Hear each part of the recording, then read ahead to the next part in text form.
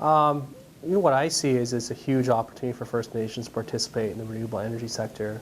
I guess kind of what I see right now is that it's kind of at a point at the precipice of being a fundamental change or shift in the way we generate electricity. We're moving from fossil and carbon-based fuels now to more renewable energies, more sustainable options, and that's kind of driven partly from the consumer side.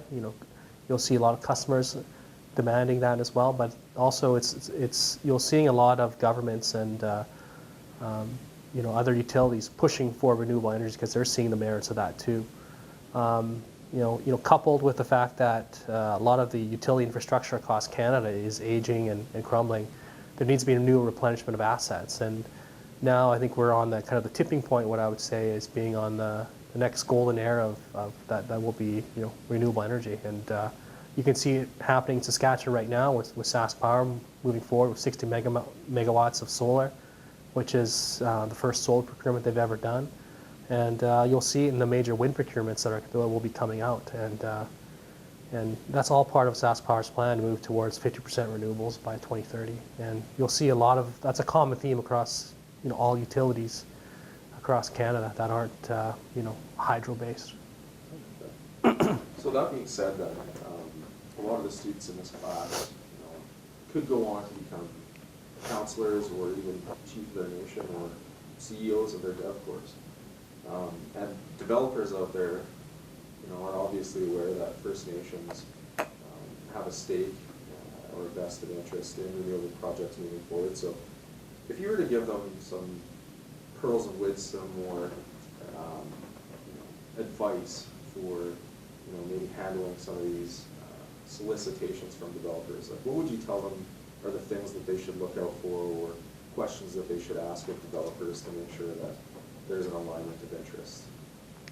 Yeah, I think the biggest thing, if I were to offer any advice, is that you're going to have a lot of people coming after you.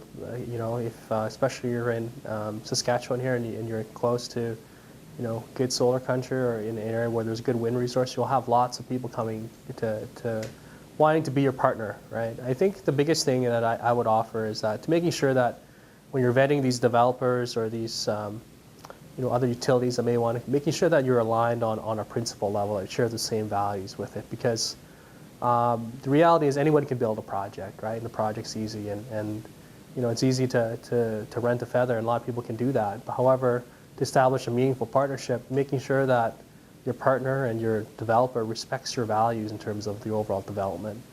And the other thing too, I would stress that in looking at renewable energy development as a whole, I mean, I think the project is obviously the end goal or kind of the main premise that everyone seeks to follow, but being involved in the value chain of renewable energy development, being involved with the permitting, the development, the construction of it are all going to be very important parts, because the reality is that a renewable energy project, it's going to be there and generate money for your community or for your nation.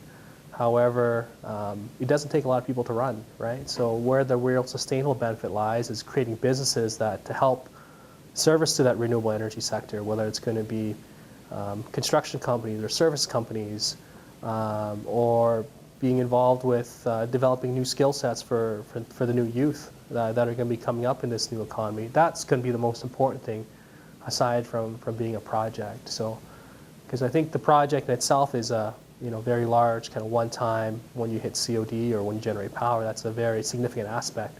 But the more important aspect is going to be how the First Nations really derive benefit in the form of creating sustainable businesses, training their people, getting education and training, and developing sustainable business to participate in this economy. And I think that's probably the most meaningful thing I think that I would offer in terms of advice.